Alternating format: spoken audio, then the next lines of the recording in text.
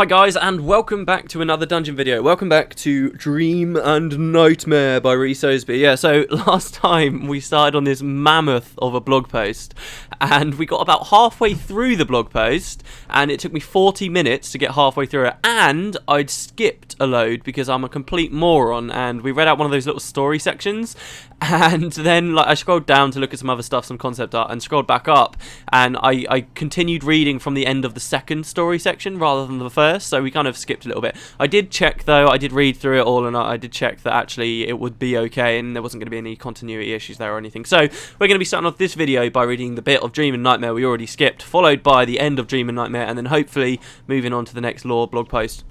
This is, I don't know, I'm beginning to think this might be like one of the last dungeon sessions I do with our existing Slavers Exile footage. Slavers Exile may end up finishing on like this recording session, not necessarily this episode because it'll probably get split, but yeah, so it could be very soon that we end up doing a couple more runs, maybe somewhere else, maybe some hard mode stuff. I don't know. I just filmed Winds of Change, 2 parts of Winds of Change, and I talked there about how we're going to be, not Winds of Change, Hearts of the North. And I talked about how when we do Winds of Change, we're going to do Winds of Change in hard mode. So I don't know, maybe we don't have to do hard mode stuff. Maybe we could go do, I don't know, some of the other elite areas. Maybe some stuff that I've done before. Maybe something else. I'm not 100% sure. Anyway, yeah, so let's crack on with this. And apologies if I sound like a little bit distracted every now and then. I've got like an add-on on my Firefox for Twitter. So it like tells me like every time something happens. And right now there are about 4 different groups of people that are counting down like every 5 minutes till the embargo, like the NDA is lifted on people who participated in the Guild Wars closed beta. So in about 40 minutes the internet is going to explode for me. The Guild Wars 2 internet stuff's going to just go nuts, and there's going to be loads of stuff to look at and do. I wanted to record this first because I want to start looking at some of this stuff. I doubt I'll get permission to use anyone's footage or anything like that, but I would like to start looking at and talking about some of the more interesting things to me that are going on with it, like summaries of stuff we've learned about the beta, and talk about that. Like in particular, there's one big topic everyone's talking about, which is I talked about this a little bit in a previous video, but like you have to repair equipment in Guild Wars 2. I kind of want to talk about that and share my views on that and all the other awesome stuff we get. So anyway, yeah, let's crack on with this blog post. The Sylvari, we could be ending the Sylvari, so here we go. The section that I skipped was after the first bit of story where we learned about Cadeyrn, and it ended with Cadeyrn saying, "Why am I second? I awakened before everyone else." And then the Firstborn going, "No, we were here first." And that ended. Then the actual section that came after that was a bit called the Pale Tree. So we get a lovely bit of concept art there of the Pale Tree. It's glowing. Never heard about it ever glowing in lore, which is really weird. And also look underneath it in the water. When we first saw this, there was a lot of talk about what that could possibly be in the water. It is only concept art, so okay, whatever you deduce from this isn't necessarily going to be canon, but I love the idea that that's Dwayna down there. I just really do. Not Melandru, Dwayna. I like the idea that it's Dwayna down there, but I don't know, there's been a lot of discussion on it. Is this going to mean when we get to the Pale Tree in Guild Wars 2, we're going to be seeing some spirit down there, or some weird thing reflected in the water? We don't know, and we won't know either in 40 minutes, because apparently the Sylvari was not available in the closed beta, so it's a bit of a shame, but we'll continue on. So, the Pale Tree, right. Nearly 200... This is just going to be the story I talked about in Isle of the North, really, but in blog format. So, nearly 250 years ago, a human soldier named Ronan found a strange seed during his journeys and tucked it away to give to his daughter when he returned home. Sadly, by the time he reached his village, it had been destroyed, wiped out by the White Mantle. Ronan planted the seed upon his family's graves instead. So for a long time we thought this guy was going to be Caithe. We've seen the location of where the Pale Tree is. This is where it was planted, and really it's kind of Tarnished Coast. It's near Caithe. A very near outpost to it, of course, is a refugee for Caithe exiles and political opponents that have been kicked out of Caithe and all that kind of stuff. So it is pretty close to Caithe. You could say maybe that was kind of Crichton territory. I guess that raises the question, why didn't the people of Caithe just spread out into the Tarnished Coast? Was it just that the land was too hard to tame because of all the giant bugs and horrible plants and stuff there? I mean, there is obviously supposed to be a distinction between the Maguma jungle and the Tarnished Coast. Hey, maybe it's just the giant dinosaurs that roam around on the Tarnished Coast. I guess we don't know. But anyway, after this seed was planted, lots of stuff happened, and then 25 years ago, the first Sylvari awakened. These Firstborn knew comparatively little of the world, having experienced only the Pale Tree's memory of Ronan, the centaur Ventari, and those who had visited during her first years.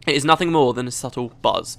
Okay, what they say here, they've given us all of the pieces right here, and when we start to learn about the Nightmare Court, they draw all of these different things that we've just learnt about in together in a fantastic way, and I really, really do like it.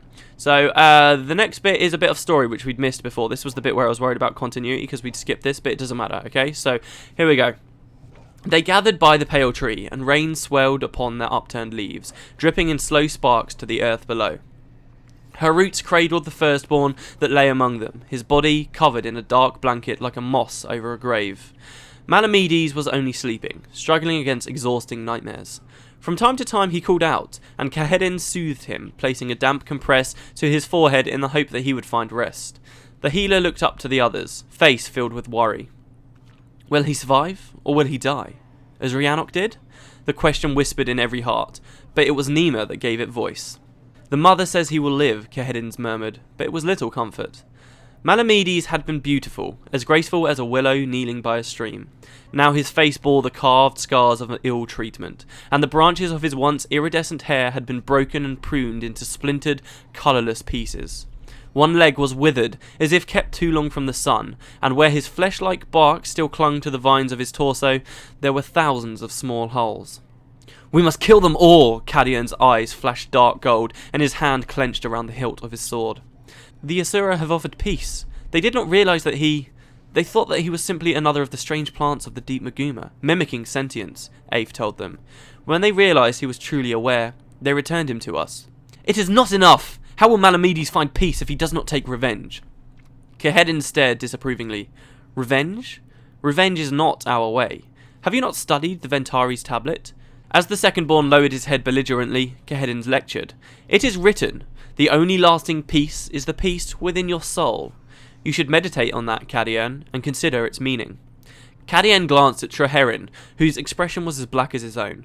No soldier would say such things. No one who had ever lifted a blade to stop oppression, or placed themselves in danger to free innocence, would say that revenge was unfitting. If Faolain and Caithe were here, they would argue his side. He was sure of it. Abruptly, Cadeyrn looked up towards the spreading boughs. Yes, mother, he answered in a whisper only he could hear. Chagrined, the necromancer unclenched his fists. The pale tree says we need to concentrate on our true enemy, the dragons. Every ally will be needed. Gritting his teeth, Cadeyrn finished, we make peace with the Asura.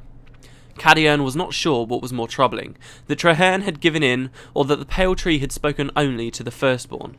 Following suit, he bent his head, as the mother wishes. It really is quite good. I also love how there's like these fleeting references to Caithe and Faolain here. Those are two big characters from Edge of Destiny, and indeed they're probably going to be the biggest Sylvari characters in the game at launch. And it's moments like that make me realise how deep the world can be, because you've got all these characters we've been introduced to, their struggles with their philosophy and all these different things that they're trying to figure out that they should be doing, and then there's just these two other massive important characters that are just like referenced on the side there. It's so cool.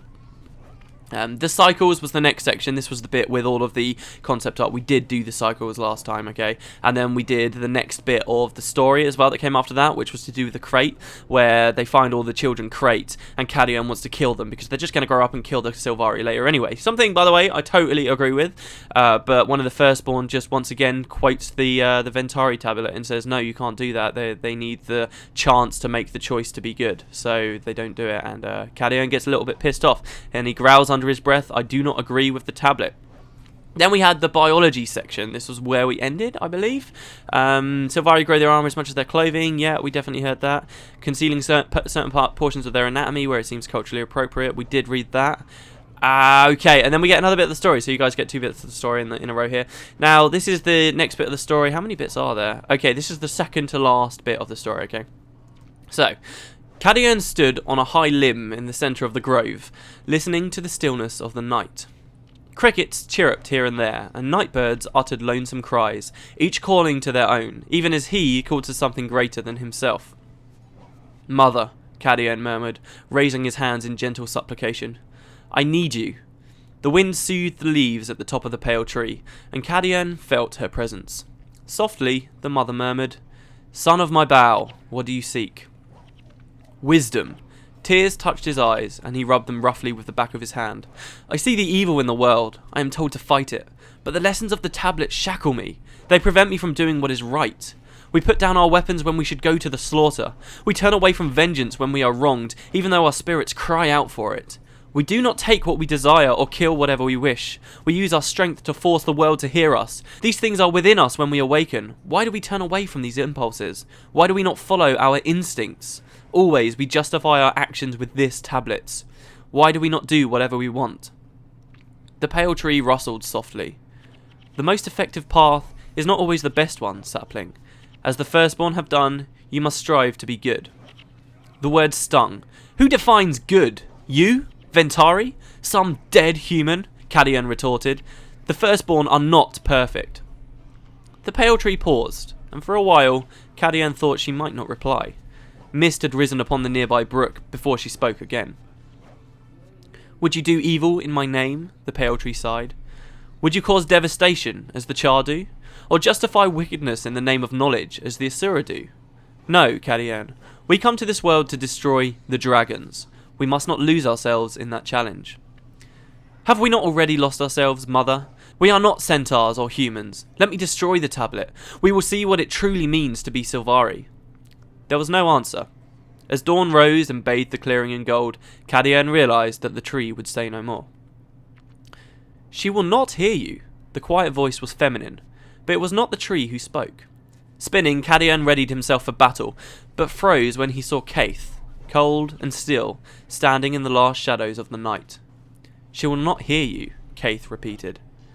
I am the first of my generation, he began, raising his voice in argument. Caithe shrugged and interrupted. Why should she care? She has thousands of children now, Cadeyrn. You are either Firstborn, or you are simply Sylvari.